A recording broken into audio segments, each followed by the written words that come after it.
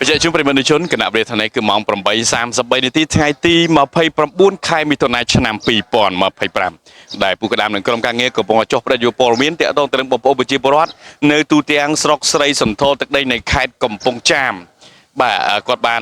មកដល់ទីតាំងនៃទីស្រុកស្រីសន្ធរក៏ដូចជាការថ្នាក់ដឹកនាំក្នុងខេត្តកំពង់ចាមនិងអាជ្ញាធរពាក់ព័ន្ធនៅខេត្តកំពង់ចាមចុះសួរសុខទុក្ខពីបងប្អូនប្រជាពលរដ្ឋនៅស្រុកស្រីសន្ធរផ្ទាល់តែម្ដងចង់ដឹងថាអង្គវិធីនៃពិធីការជួបជុំអង្គវិធីនៃការសួរសុខទុក្ខបងប្អូនប្រជាពលរដ្ឋមានលក្ខណៈសន្តានយ៉ាងណាតាមដានជាមួយពូក្តាមដូចតទៅអាយដាមអ៊ុនចិន្តាអញ្ជើញប្រកាសបញ្ចូលសមាជិកគណៈបកប្រជាជនកម្ពុជាថ្មីចំនួន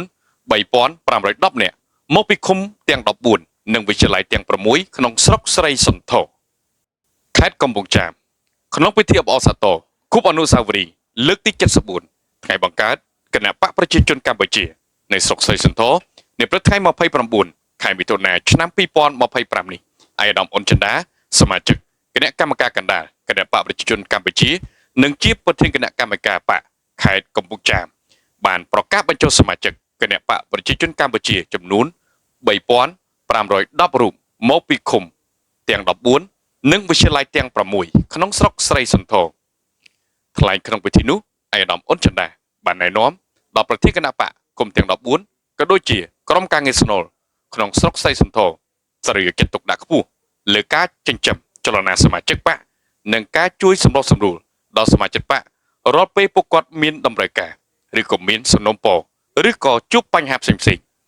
ជាពិសេសគឺត្រូវផ្សារភ្ជាប់ទៅនឹងការផ្ដល់និងការទទួលសេវាសាធារណៈដែលជាតម្រូវការចាំបាច់ប្រចាំថ្ងៃក្រៅពីនេះត្រូវបន្តពង្រឹងសន្តិសុខសុវត្ថិភាពនិងស្ដាប់ធ្នាប់សាធារណៈឲ្យបានល្អផងដែរជាមួយគ្នានោះអាយដាមអ៊ុនចិន្តាក៏បានបញ្ជាក់ថារាល់សកម្មភាពបកទាំងអស់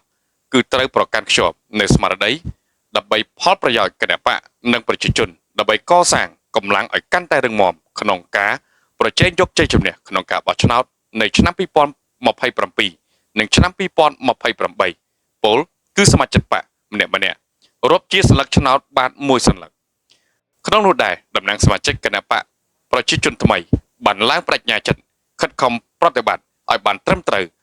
តាមកម្មវិធីនយោបាយនិងលក្ខន្តិកៈបទបញ្ជាផ្ទៃក្នុងរបស់គណៈបកប្រជាជន